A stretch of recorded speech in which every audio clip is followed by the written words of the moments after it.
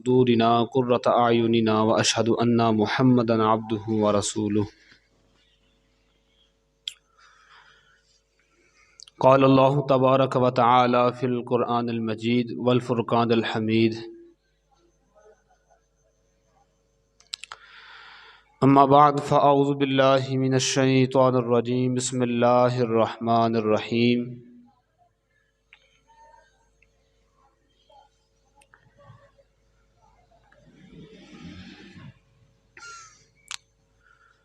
وأما السائل فلا تنهر صدق الله العظيم وبلغنا رسوله النبي الكريم الأمين ونحن على ذلك لمن الشاهدين والشاكرين والحمد لله رب العالمين۔ محترم محتشم معزز سامعین، یہ جمعۃ المبارک کی بڑی ہی باسعادت گھڑیوں میں ہم بیٹھے ہوئے ہیں۔ اللہ تعالیٰ کی بارگاہ میں دعا ہے کہ اللہ تعالیٰ ہم سب کا بیٹھنا قبول و منظور فرمائے اور سانو ساریاں نو حق سن کے اُدے تے عمل دی توفیق عطا فرمائے۔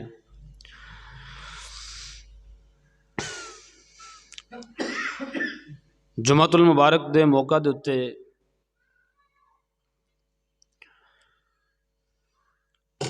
صحابہ دا ذکر ہو رہا سی،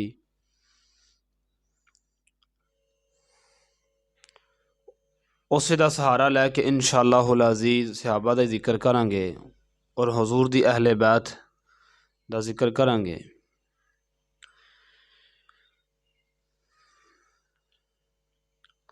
آقا کریم صلی اللہ تعالی علیہ وآلہ وسلم دی کا حدیث پاک ہے، ایک آپ دا فرمان ہے جڑا بہت گھٹ لوگاں نو پتہ ہے تو سارے نو پتہ بھی ہونا چاہیے وے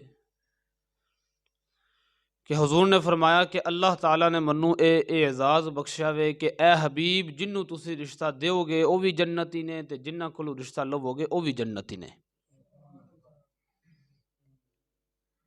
بڑی اعزاز کی گل ہے کہ جنہ نے سرکار دے نال اپنا رشتہ قائم کیتا ہے،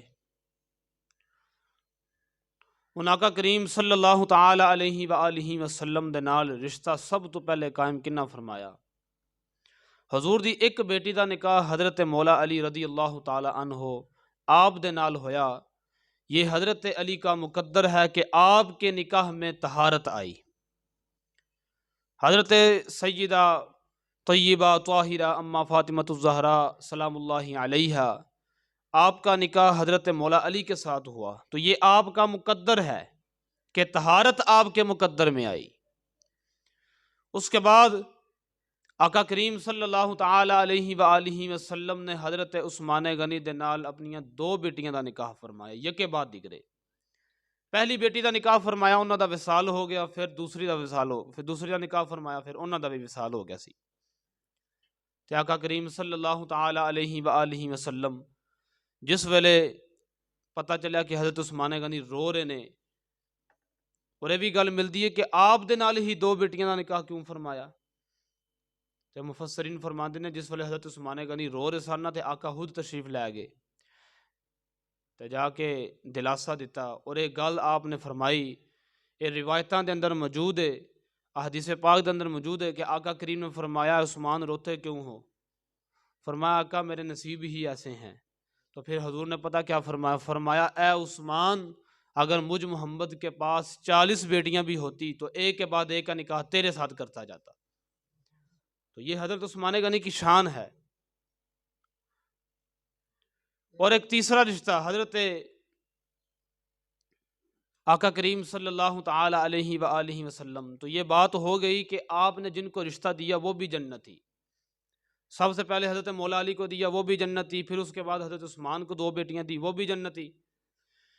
اب جن سے رشتہ لیا ہے آقا فرماتے ہیں کہ اللہ نے اعزاز بخشا ہے، جنہ کولوں میں رشتہ لیا اللہ تعالیٰ نے انہاں تے بھی جنت واجب کر چھڑی ہے۔ انہوں کون نے؟ سب تو پہلا حضرت ابو بکر صدیق رضی اللہ تعالی عنہ، آپ دی بیٹی حضرت اما عائشہ صدیقہ رضی اللہ تعالی عنہ، آپ دا نکاح حضور دے نال ہویا۔ اینجی گل ہے، آپ دے نال ہویا، یہ مطلب ہے وہ بھی جنتی۔ سیدنا فاروق اعظم رضی اللہ تعالیٰ عنہ، آپ دی جڑی بہن ہے جنہ دا نام ہے حضرت حفصہ رضی اللہ تعالیٰ عنہ، آپ دا نکاح بھی حضور دے نال ہویا، وہ بھی جنتی۔ ہن تیسرا رشتہ ایک ہو رہے جنہوں لوگ بیان نہیں کرتے، حضرت امیر معاویہ رضی اللہ تعالیٰ عنہ دی بہن حضرت ابو سفیان رضی اللہ تعالیٰ عنہ دی بیٹی جنہ دا نام ہے حضرت ام حبیبہ رضی اللہ تعالیٰ عنہ، آپ دا نکاح بھی حضور دے نال ہویا وے تے ساریاں مومنہ دی وہ ماں لگ دی ہے، پھر دا مطلب ہے کہ وہ بھی جنتی تے صحابہ تے پھر سارے جنتی، اور اہل بیت دے نال رشتہ جوڑیا، صحابہ دے نال رشتہ جوڑیا تے حضور نے پھر فرمایا منو اللہ نے اعزاز بخشا، اے حضور جنہوں رشتہ دیو گے وہ بھی جنتی، جنہ کو رشتہ لو گے وہ بھی جنتی۔ پھر اس کا مطلب یہ ہے کہ حضور کے سارے صحابہ بھی جنتی ہیں، اہل بیت بھی ساری جنتی ہے، تو پھر ہمیں اپنے ایمان کی فکر کرنی چاہیے کہ ہم ان کا ادب بھی کریں، احترام بھی کریں، کسی ایک کا بغض بھی نہ رکھیں۔ اور ہمارے استاد جی پتہ کیا فرمایا کرتے تھے کہ اگر تم چاہتے ہو نا کہ تمہارے دل کے اندر صحابہ کی بھی محبت آ جائے، اہل بیت کی بھی محبت آ جائے، تو پھر تمہیں ایک کام لازمی کرنا پڑے گا۔ عرض کی ساری وہ کیا کام ہے؟ تو فرماتے تھے اپنے دل کا حاکم اعلیٰ حضرت بریلوی کو بنا لو۔ فرمایا اعلیٰ حضرت بریلوی حضور کے وہ چوکیدار ہیں، وہ غلام ہیں کہ جس دل پہ بیٹھ جائیں نہ صحابہ کا بغض جانے دیتے ہیں نہ اہل بیت کا بغض جانے دیتے ہیں۔ تو پھر ہمیں چاہیے کہ ہمیں فکر رضا کو تسلیم کرنا اور فکر رضا پہ چلنا، بات سمجھا رہی ہے؟ تو یہ سی فضیلت ہے۔ اب آگے چلتے ہیں ہم۔ آقا کریم صلی اللہ تعالی علیہ وآلہ وسلم آپ نے خود ارشاد فرمایا، آپ نے فرمایا اذا رأیتم الذین یسبون اصحابی، اے لوگو جب تم دیکھو کہ میرے صحابہ کو کوئی بک بک کرتا ہے، یہ الفاظ موجود ہے، یسبون اصحابی فقولوا لعنت اللہ علی شرکم، آقا فرماتے ہیں جب تم دیکھو میرے صحابہ کو کوئی گالی دیتا ہے یا بک بک کرتا ہے، فرمایا تم کہو فقولوا لعنت اللہ علی شرکم، تم پر اللہ کے شر کی لعنت ہو۔ یہ آقا خود فرما کے گئے ہیں۔ تو پھر ہمیں چاہیے کہ صحابہ کی عزت کرنی، اور جو صحابہ کے خلاف بک بک کرتا ہے اسے روکنا، اسے بتانا کہ اسلام جو ہے یہ پھیلا ہی صحابہ کی برکت سے ہے۔ آقا نے فرمایا کہ اللہ مجھے عمر دے دے، تو جب حضرت عمر آئے تو پھر اسلام پھیل گیا۔ آقا نے فرمایا اللہ مجھے صدیق اکبر جیسا نوجوان عطا فرما، تو جب باپ آئے تو پھر بھی اسلام پھیلا۔ یہ زکوٰۃ کا سارا معاملہ آپ کی وجہ سے درست ہوا۔ صحابہ کی بڑیاں قربانیاں ہیں، اہل بیت کی بڑی قربانیاں ہیں، اور آج ہم صرف باتیں کرنے کے لیے ہیں۔ تو پھر ہمیں چاہیے صحابہ کا بھی بھرپور طریقے سے ادب کریں اور اہل بیت کے بھی سمینار کریں۔ بات سمجھ آ رہی ہے؟ ایک روایت بڑی مشہور ہے، آپ پہلی دفعہ سنیں گے، روح البیان سورۃ رعد کے اندر بات موجود ہے۔ حضرت مولا علی رضی اللہ تعالیٰ عنہ آپ ہو گئے بیمار، جناب ابو بکر پاک، جناب عمر پاک، جناب عثمان پاک، ان تینوں حضرات نے یہ مشورہ فرمایا کہ جو ساڑا یار بیمار ہے جو دی عیادت نہ کر کے بھی ہے، اج دا پتہ نہ کر کے بھی ہے، میں پنجابی سے سمجھا لگا تاکہ تم سمجھ آ جائے تو لطف بن جائے۔ حضرت ابو بکر صدیق، حضرت عمر پاک، حضرت عثمان پاک، آپ حضرت مولا علی رضی اللہ تعالیٰ عنہ آپ کی عیادت کے لیے تشریف لے گئے، جا کے دستک دی، غلام حاضر خدمت ہوا۔ جب غلام آیا اس نے کہا جی کون ہے؟ تو باہر سے آواز دی کہ ابو بکر ہے۔ تو جا کے حضرت مولا علی رضی اللہ تعالیٰ عنہ آپ کو بتایا کہ تواڈے یار آئے نے۔ آپ نے فرمایا دروازہ کے کھلا رہے نہیں، جلدی اندر لے کے آ۔ تو وہ غلام گیا تو اس نے جا کے دروازہ کھولا، اب پہلے تھے 3، اب ہو گئے 4 یار۔ جب بیٹھے بات ہوئی تو حضرت مولا علی رضی اللہ تعالیٰ عنہ آپ نے غلام سے کہا اے اندر جا اور وہاں سے وہ چیز رکھی ہوئی ہے اٹھا کے لے آ۔ اب وہ خادم تھا، غلام تھا، بڑا باادب تھا، اس نے کیا کیا، کچن میں گیا، اس نے جا کے بہت ہی خوبصورت سفید رنگ کی شیشے کی پلیٹ لی اور اس کے اندر شہد ڈالا اور اوپر نہ ایک سفید رنگ کا کپڑا دے دیا، کپڑا دے کے پیش کیا تو حضرت مولا علی رضی اللہ تعالیٰ عنہ جب آپ نے وہ سفید رنگ کا کپڑا اٹھایا نا تو اس کے اندر ایک بال تھا، خدا کی قدرت کے اس کے اندر ایک بال تھا، یہ بال سمجھتے ہیں بال. تو آپ نے غلام کو تھوڑا سا جھڑکنا شروع کر دیا. آپ نے کہا کہ تمہیں نہیں پتہ میرے کتنے خاص مہمان ہیں، اور تم نے یہ جو برتن میں شہد ڈال کے لائے ہو اس کے اندر یہ بال ہے. تو حضرت ابوبکر صدیق پاک، عمر پاک، انہوں نے کہا کوئی نہیں، خیر ہے، ایک والی حضرت علی، کوئی گل نہیں. تو اس کا مطلب یہ ہے کہ اگر کھان پکان دے بھی تھوڑی جی کمی پیشی ہو جائے تو پھر درگزر کر لینا چاہیے، رولا نہیں پاس ہونا چاہیے. ساڈے معاشرے طریقہ بھی عادت پی گئی ہے، ہینڈی چ نمک گھٹ ہو گیا تے مرچاں گھٹ ہو گئی نے تو چلو جی رولا شروع ہو جاتا گھراں دے اندر. تو یہ سبق دے رہے ہیں صحابہ کہ جب اس کے اندر کمی پیشی آ جائے تو تھوڑا سا درگزر کر لینا چاہیے. تو حضرت مولا علی رضی اللہ تعالیٰ عنہ آپ تھوڑے سے پریشان ہو گئے. تو حضرت ابو بکر پاک، حضرت عمر پاک، عثمان پاک، انہوں نے کہا کوئی بات نہیں یار، خیر میرے یہ ساتھ ساتھ ہی ہے. تو لیکن علی ہے پلیٹ وچ شہد تے وچ وال سونا بڑا پہ لگتا ہے، کیوں نہ اسی اج تے تبصرہ نہ کریے، یہ تے تبصرہ نہ کریے. ہم فلسفہ پڑھتے ہیں، منطق پڑھتے ہیں، علوم پڑھتے ہیں، علم بلاغت پڑھتے ہیں. اب صحابہ کی بھی علم بلاغت دیکھ لیتے ہیں، اب دیکھتے ہیں کہ ان کا علم کیا کہتا ہے. اب تبصرہ شروع ہو گیا، ایک پلیٹ ہے، ایک شہد ہے، ایک بال ہے، یہ تین چیزیں ہیں. اب تبصرہ شروع ہے. حضرت ابو بکر پاک نے پتہ کیا کہا، فرمایا علی تبصرہ کریں. تو حضرت مولا علی ایسے بیمار لیٹے ہوئے ہیں، آپ ایسے اٹھ کے بیٹھ گئے. آپ نے فرمایا ابو بکر امت دے وچ افضل تسی ہو تے تبصرہ میں کراں، امت دے وچ افضل تسی ہو تے تبصرہ میں کراں، حضور تو بات ہے پھر تہاڈا ہی مقام ہے نا. حضرت ابو بکر صدیق پاک آپ نے فرمایا ٹھیک ہے میں کر لیتا ہوں پہلے. حضرت ابو بکر پاک آپ تبصرہ شروع فرمانے لگے. آپ نے پتہ کیا فرمایا، آپ نے فرمایا الدین انور من الدست. فرمایا جو اللہ کا دین ہے نا وہ اس برتن سے ہزارہ گنا زیادہ چمکدار ہے، خوبصورت ہے، اکمل ہے. اب آگے کیا مثال دی، وَذِكْرُ اللَّهِ أَحْلَى مِنَ الْأَصْلِ. فرمایا جو اللہ کا ذکر ہے وہ شہد سے زیادہ میٹھا ہے. بولے سبحان اللہ. اور آگے فرمایا وَالشَّرِيعَةُ أَدَقُّ مِنَ الشَّرِّ. فرمایا جو ہماری شریعت ہے نا وہ بال سے باریک مسئلے کو بھی بیان فرما دیتی ہے. بڑا سونا تبصرہ فرمایا جناب ابو بکر پاک نے. اب باری آ گئی جناب حضرت عمر پاک کی.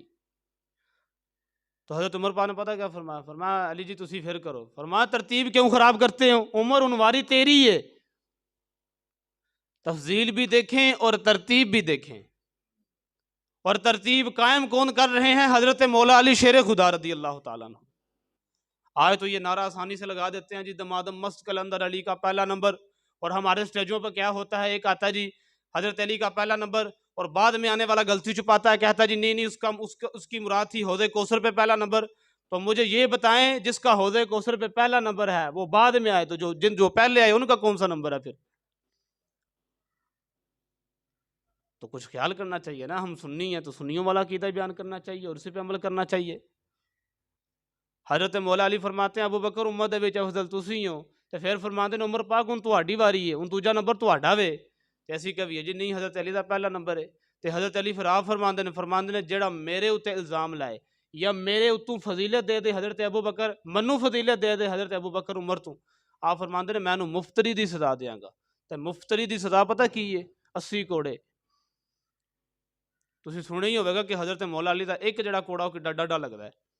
تے جڑا پھر الزام دے کے حضرت علی دی شان ودائے تے آپ خود فرماندے نے جس ویلے آپ دا دور خلافت سی، آپ نے فرمایا جو مجھے شیخین سے فضیلت دے دے، آپ فرماتے ہیں میں اسے 80 کوڑے ماروں گا، کیونکہ میں نے فضیلت کو آپ قائم کیا ہے اور اپنی ہوش میں قائم کیا ہے. جب بیمار سے اس وقت بھی آپ نے یہی الفاظ بولے، فرمایا عمر ہنواری تیری ہے.